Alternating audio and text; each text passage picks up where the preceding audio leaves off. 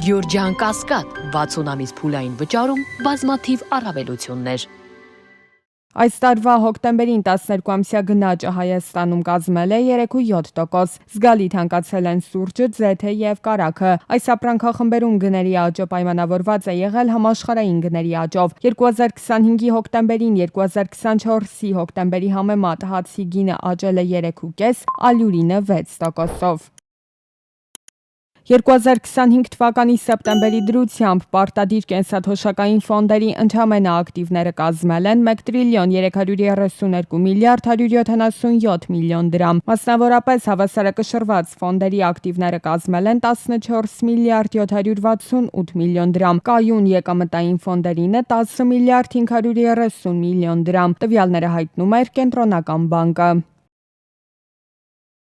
Էլեկտրական ավտոմեքենաների ներմուծման համար ավելացված արժեքի հարկից ազատման արտոնությունը կերկարաձգվի մինչև 2026 թվականի դեկտեմբերի 31-ը, սակայն արտոնությունը կկիրառվի միայն 2024 թվականի եւ ավելի բարձր տարեթվերի արտադրության էլեկտրական շարժիչով ավտոմեքենաների ներմուծման համար։ Ազգային ժողովի տնտեսական հանձնաժողովը հավանություն է տվել եւս մեկ նախագծի, ըստ որի քաղաքացիները պետական գրանցմանը վերաբերող պայմանագրերը կարող են կնքել նաեւ էլեկտրոնային տարբերակով ինքնաշխատ։ Օրինակ, անձը գտնվելով Հայաստանից դուրս կարող է գույք ձեռք բերել եւ օտարելու գործընթաց իրականացնել առանց նոտարի վավերացման։ Հենց հիմա բանկերից բոլորս գիտենք, բանկերից on-line կարգով վարկեր են ստացել քաղաքացիների անունով եւ հիմա այդ քաղաքացիները պարտավորության տակ են։ Այդ անվտանգային քայլերի առաջին փուլը համակարգ մուտք գործելն է։ Ես եմ ազգային նույնականացման համակարգի միջոցով, որը այսօր բազմաթիվ գործարքների համար հիմք է հանդիսանում անձին հստակ նույնականացնելու համար։ Հոկտեմբերի տվյալներով Հայաստանում աշխատատեղերի ռեկորդ է արձանագրվել 810,074, նախորդ ամսվա համեմատ 5,000-ով ավելի։ Այս մասին հայտարարել է վարչապետ Նիկոլ Փաշինյանը։ Ըստ նրա դիտարկման 2018 թվականի հոկտեմբերի համեմատ աշխատատեղերն ավելացել են 223,895-ով։ Պետական սահմանից ցամաքային անցման կետերում մաքսային սպասարկման եւ հսկողության վարչության եւ ազգային անվտանգության ծառայության աշխատակիցները համատեղ կանխել են պետական սահմանով մաքսային հսկողությունից թաքնված խոշոր չափերի տաքացվող ծխախոտի արտահանման փորձը։ Հայաստանի տարածքից Բագրատաշեն անցակետ է մուտք գործել կենդանիների տեղափոխման համար նախատեսված դատարկ բեռնատար, որի վերելակի պատերի հատվածում նկատվել է կասկածելի խտություն։ Հատուկ կտրող սարքավորման օգնությամբ բացվել են խոռոչներ, որտեղ թաքնված է եղել մոտ 22,300 տուփ տաքացվող ծխախոտ։ Մթնոլորտային օդի պահպանության մասին Հայաստանի օրենքով արգելվում է տերևաթափից կամ արտադրությունից առաջացած թափոնների այրումը բնակավայրերում, շրջակայքում կամ չնախատեսված սարքերում։ Բարձրացված տուգանքները նախատեսված են վարչական իրավախախտումների համար, քաղաքացիների համար 50,000 դրամ, պաշտոնատար անձանց դեպքում 200,000 դրամ։ Շորթված գումարներն են հետ պահանջում կիբերհանցագործություններից տուժած քաղաքացիները։ Օրեր առաջ դատախազության շենքի դիմաց էին, հիմա քննչական կոմիտեի շենքի դիմաց են հավաքվել։ Երկրում ունենք մոտավորապես 20,000 եւ ավելի տուժածներ։ Տարբեր հարթակների մասին է խոսքը զանգերի կենտրոնների միջոցով ներդրումային խարդախությունների եւ այլ կիբերհանցագործությունների մասին է,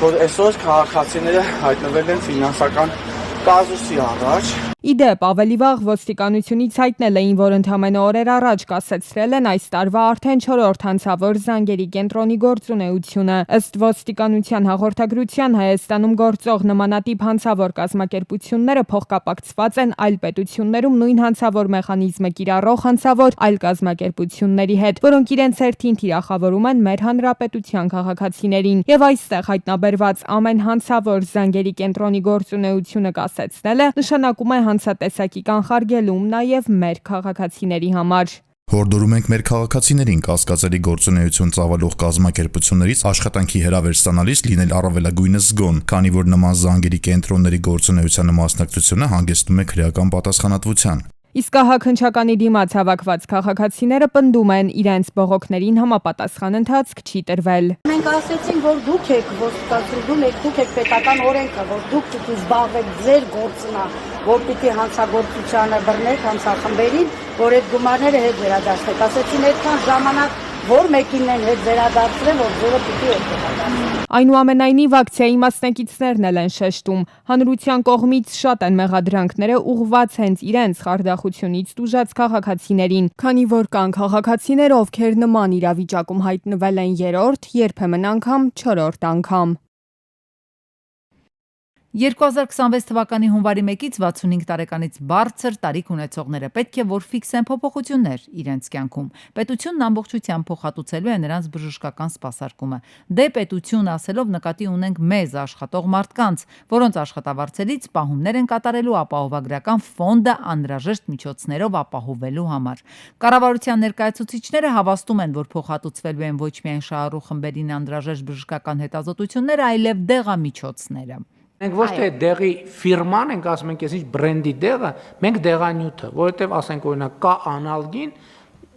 կա 100 ֆիրմա արտադրում է անալգին։ Մենք անալգին դեղանյութն ենք ֆինանսավորում եւ ոչ թե ասենք արտադրության երկիրը, որովհետև բնության մեջ սկզբունքորեն անալգինը է։ Ինչպես թթվածինը, ջրածինը։ Այսինքն փոխհատուցվելու է ազդող նյութը, որից տարբեր անվանումներով կարող են արտադրել տարբեր ընկերություններ եվրոպական, ամերիկյան ու ասիական։ Դրանց գններն էլ կարող են միմյանցից բավականին տարբերվել։ Խնդիրն այն է, որ մեր դեպքում ընտրվելու է ամենամատչելի օրինակը եւ փոխհատուցվելու է հենց դրա արժեքը։ Իսկ ինչ տարբերություն, եթե ազդող նյութը բոլորի մեջ նույնն է, կհարցնեն քաղաքացիները։ Կա օրինակ ռուսական կամ ուկրաինական, բելարուսական արտադրության պարացետամոլ, որը արժի, չգիտեմ, 200 դրամ, 10 կոճակը, նույն պանադոլը, որը որ պարացետամոլն է, հա, արժի 1000 կամ 1500 դրամ։ Ոնց է ստացվում, որ 5 անգամ թանկ է։ Այսինքն նույն ազդող նյութով դեղերի միջև կա էական որակական տարբերություն։ Հարցն այն է, թե ինչպես է օրգանիզմում տարածվում ազդող նյութը, որ օրգանների վրա է ազդում եւ ինչպես է դուրս գալիս օրգանիզմից։ Լուրջ լաբորատոր հետազոտություններն են միայն ցույց տալիս, որոնք Հայաստանում հիմնականում չեն անցկացվում։ Ռուսական պարացետամոլը միանգամից կարող է ազդի, մյուսները խմում են նույն պարացետամոլ, օրինակ եվրոպականը միանգամից չազդի, բայց ինչու այն, որը որ միանգամից ազդում է, կարող է այլ օրգանների համար, օրինակ ջերմությունը իջացնի, բայց այլ օրգաններին վնաս տա, բայց մյուս պարացետամոլը, որը որ ավելի մեղմ է, հա, նրա վնասակարությունը ավելի քիչ է լինում։ Մենք ասում ենք շատ լավ, այն պետության որոշված դեղի կամ հիմա երևի մի քիչ ավելի շատ գումարը կտանք ձեզ, դուք ուզում եք ուրիշ դեղ ունեք հնարավորություն կամ ցանկություն ավելացրեք ձեր կողմից եւ գնացեք վերցրեք այդ դեղը։ Մենք քաղաքացիներին բոլորին նույն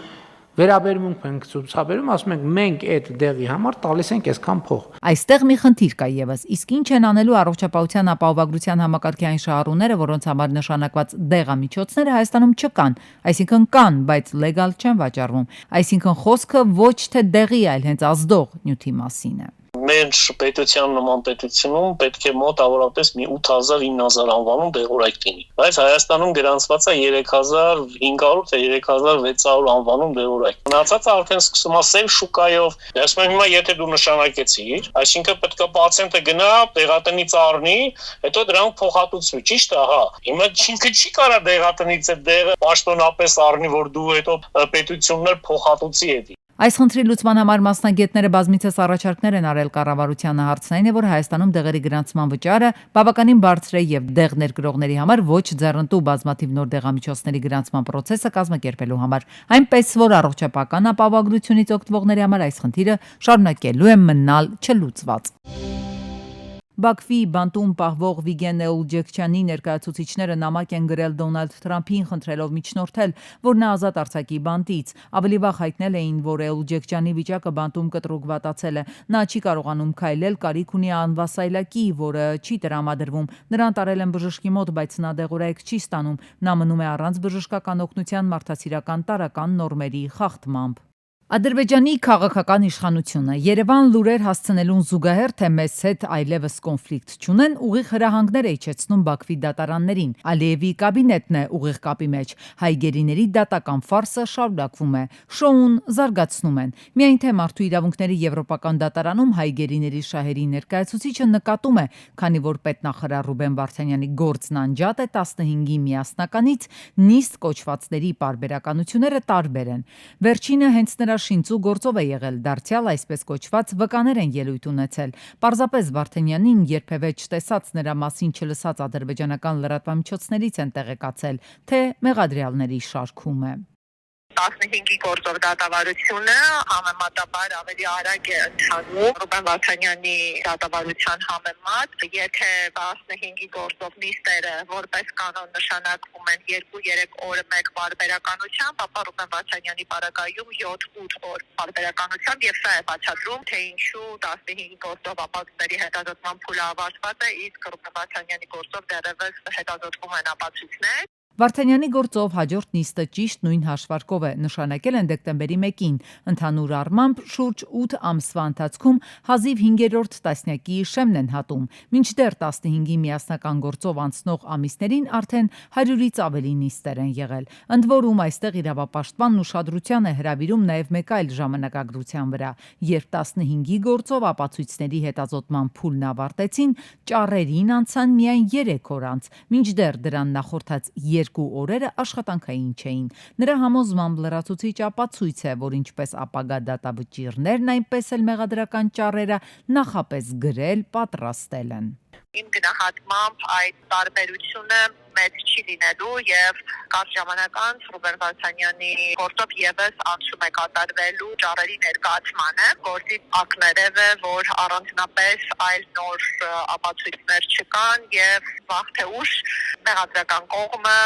արտարարելու է հազարների հետազոտման ավարտը եւ արդեն կներկայացվեն այդ ճառերը։ Մեղադրանքները նույնական են 80-ական թվականներից ի վեր են, անկախ նրանից թե տանձինք ինչ մասնակցություն են ունեցել պատմական շարժման եւ ընդհանուր Լեռնային Ղարաբաղի կառավարման համատեքստում։ Ըստ էության մենք որևէ կապ, առնչություն եւ կոնկրետ անձանց անհատական պատասխանատվության մասին վկայող փաստեր չենք տեսնում։ Ընթացակարգով մեղադրական ճառերին էլ հաջորդելու են պաշտպանական ելույթները, սակայն մասնագետներն Ալիևի գրպանի փաստաբաններից ակնկալիքներ չունեն, կհատեն այս փուլն էլ Ադրբեջանի նախագահի դատարանը կգնա խորհրդակցական սենյակ։ Դատական ակտերը նախապատրաստված են, կանխորոշված են, դրանք հենց գործադիր իշխանության կողմից թելադրված են եւ այս կախյալ դատարանները ընդհանրապես հրապարակելու են քաղաքական պատվերի հիման վրա որոշված ակտերը, մեղադրական դատավճիռները եւ իմ գնահատմամբ ընտրվելու են խստագույն պատիժներ ընդհանուր մինչեւ չմահապետադրվում։ Ուրեմն ինչ է մնում անել հայկական կողմին մարդու իրավունքների Եվրադատարանում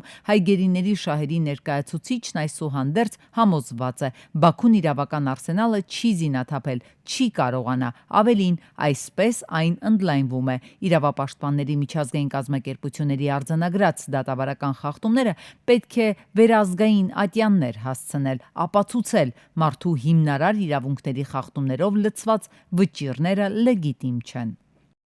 Խորհրդարանի ամենամեծ ընդդիմադիր Հայաստան խմբակցությունը շրջանառում է հանրապետությունում առկա քաղբանտարկյալների եւ նրանց խախտված իրավունքների վերականգնման մասին ազգային ժողովի հայտարարության նախագիծ։ Խորհրդարանի նիստերի դալիճում հրավիրել են լսումներ քննարկելու հարցը։ Ընդդիմադիրները պնդում են երկրում քաղբանտարկյալների առկայությունը էական վնաս է հասցնում հայաստանյան ժողովրդավարությանը, որի հետընթացը նկատելի է։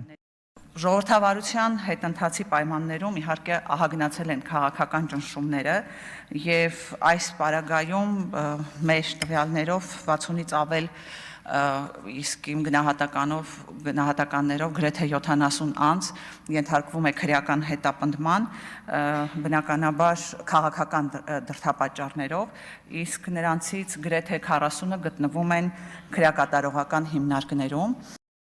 Գործադիրում դեռ չեն ամփոփել տնտեսվարողների բողոքները, թե հարկային ու քննչական մարմիններն իրենց նկատմամբ դրսևորում են ավելորդ խստություն։ Կառավարության նիստի ընթացքում վարչապետ Փաշինյանը նշել է, որ շաբաթ օրն աշխատաժողով ունեն, կքննարկեն ու կհասկանան, ում փաստարկներն են արդարացի եւ հակառակը։ Եզրակացություններին համապատասխան կառավարությունը կձևավորի իր մոտեցումը։ Այսուհանդերձ երկրի ղեկավարը շեշտում է, այն հիմա էլ հստակ է, որևէ տնտեսվարողից չպետք է գանձվի ոչ մի լումա ավելի, ոչ մի լումա պակաս։ Տնտեսվարողներից նամակներ եմ ստանում այն մասին, որ հարկային մարմինները, այսպես ասած, չափից ավելի խստա պահանջ են եւ նաեւ քննչական մարմիններ, այսպիսի սկզբունք ենք մենք որդեգրել։ Մեր սկզբունքը հետեւյալն է, որ Հայաստանի Հանրապետությունում բառացի ինչ որ ասում եմ, սա ես մեջբերում եմ մեր աշխատանքային քննարկումներից առանց մի բառ ավելացնելու կամ պակասացնելու, որ Հայաստանի Հանրապետությունում չպետք է լինի որևէ տնտեսվարող, որը ունենա օբյեկտիվ հիմք ասելու, որ կառավարությունը հարկային գործունեության ֆիսկալ process-ների արդյունքում իրենից վերցրել է թեկուզ մի լումա ավել հարկ։ Մինչև գերտերությունների ղեկավարները ուղիներ են փնտրում ռուս-ուկրաինական պատերազմը դադարեցնելու համար, քաղաքագետներն ու վերլուծաբանները հաշվարկներ են կատարում, թե պատերազմի հնարավոր դադարեցումից հետո ինչ իրավիճակում կհայտնվի Հարավային Կովկասը։ Քաղաքագետ Արմեն Բադալյանը հնարավոր սցենարներից մեկն է ներկայացնում։ Եթե Ռուսաստանը գերհաղթանակով դուրս եկավ պատերազմում, գերազդեցություն կունենա Հարավային Կովկասի երկրների վրա։ Եթե նա հասավ միջև Դնեպրի ձախապը ամբողջովին վերցեց, գումարած Նիկոլայի եւ Օդեսայի մարզերը վերցեց, դա Ռուսաստանի համար գեր հաղթանակ կլինի։ Եթե թույլ հաղթանակ է տանում, այս գործընթացները Հարավային Կովկասում կարող է եւ այդքան մեծ փոփոխությունների չի ենթարկվեն։ Քաղաքագետը սակայն չի կարծում, թե բանակցային գործընթացում Ուկրաինայի պարտության դեպքում օրինակ Եվրամիությունը կհրաժարվի ազդեցությունը թույլատրել Հարավային Կովկասում, զիջելով այն Ռուսաստանին։ Եթե Եվրամիությունը էապես նորից աջակցի Հարավային Կովկասի երկրներին ընդդեմ Ռուսաստանի, չնայած Ռուսաստանի տոտալ հաղթանակին, դա ուրիշ գործընթաց կբերի, որովհետև Հարավային Կովկասը դա մեծ տուրանական աշխարհ է, մեծ միջանցքի դեպի կենտրոնական Ասիա դուրս եկող միջանցքի կարևորագույն բաղադրիչն է, իսկ Եվրամիությունը ունի մեծ ռեսուրսներ է ներդրել կենտրոնական Ասիա երկրներում եւ բնականաբար հենց այնպես ինքը չի զիջել, այսինքն այնտեղի անգամ խոշոր պարտություն այստեղ չի ենթադրում ավտոմատ ձևի ռուսական դիրքերի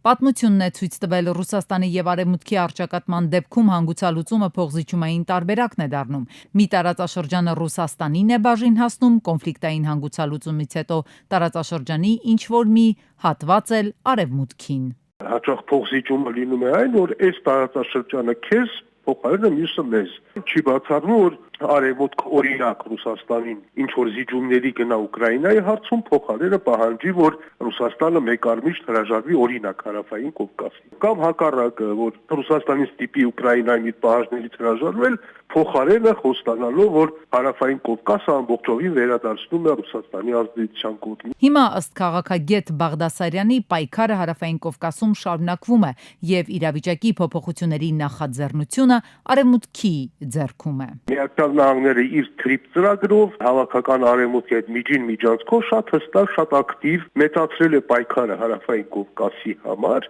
եւ առայժմ նախաձեռնությունը իր կողմն է, որտեղ Ռուսաստանի դիրքերը մեր տարածաշրջանում թուլանում են։ Այստեղ ըստ վերլուծաբան քաղաքագետների կարևոր է նաև Իրանի դերը։ Կկարողանա արդյոք միայնակ պայքարել Արևմուտքի եւ Իսրայելի դեմ։ Իրանը կփորձի դիմադրել, կարծում եմ, Արևմուտքի ուղղակի ներթափանցմանը, բայց միայնակ առանց Ռուսաստանի գործունեության շանսեր չունի։ Կլինի ռուս-իրանական դաշինք դեմ Թուրքիա Եվրամիության, դա ուրիշ զարգացում կլինի։ Գիտեք, խնդիրը որն է։ Անորոշ վիճակ է։